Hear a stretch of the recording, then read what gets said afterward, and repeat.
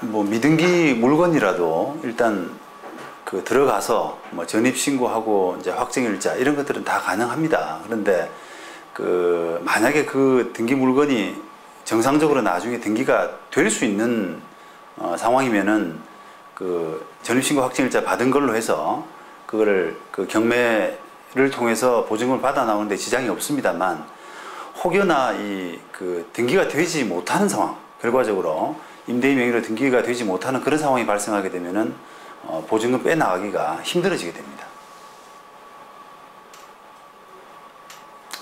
그 뭐 등기가 될 수 없는 가장 대표적인 경우는 그 이 대금을 다 납부 못해서, 또는 그 이제 분양계약상에 뭔가 가압류 같은 것들 이런 게 들어와 가지고 임대인 앞으로 등기가 못 되는 그런 경우가 가장 대표적인 거고요.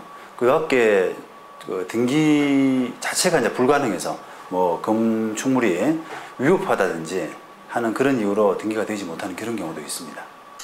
그 일단 미등기 건물이라고 하더라도 전입신고 확정일자를 갖추게 되면 일단 임대인 명의로 등기가 딱 되게 될 경우에는 세입자가 전입신고 확정일자 받은 그 순서를 가지고 보호를 받을 수가 있습니다. 그래서 등기하면서 뭐 임대인이 저당을 설정했다거나 하는 그런 부분에 대해서는 임차인이 보호를 받게 되는데, 혹시나 등기하면서 임대인 아닌 다른 사람으로 등기를 해버린다든지 하는 그런 경우에는 임차인이 조금 당할 수가 있는 위험이 있습니다.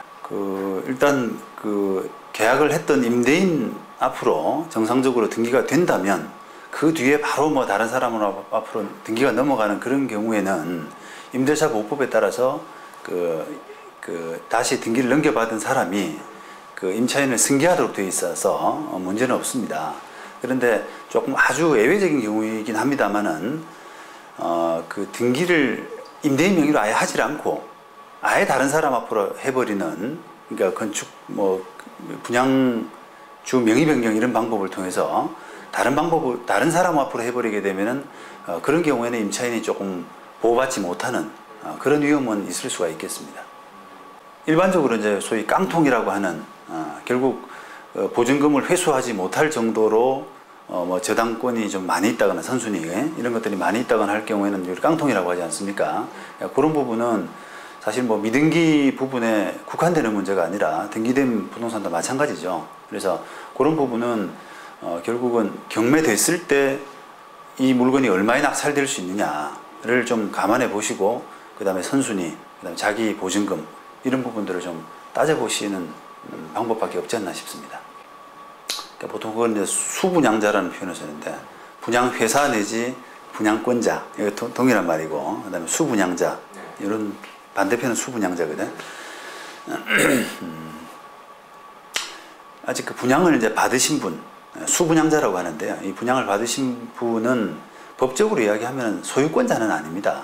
그런데 곧 대금을 다 내게 되면은 이제 소유권자가 될 지위에 있거든요. 그런데 임대차 계약은 법적으로 꼭 소유권자하고 해야 되는 것은 아니에요.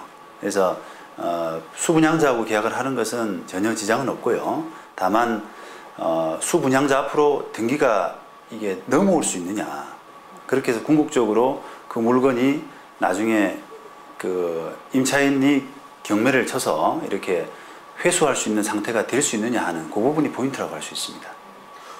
미등기 부동산을 뭐 임차해서 임대해서 이렇게 발생하는 가장 뭐 전형적인 문제는 결국 그 분양 받으신 분이 대금을 다 못 냈다거나, 또는 대금을 다 냈는데 어느 순간에 그 분양 받으신 사람의 채권자가 그 분양권을 압류한다거나 하는 경우로 분양받으신 분 앞으로 등기가 제대로 안 되는 그런 경우에 문제가 많이 발생합니다.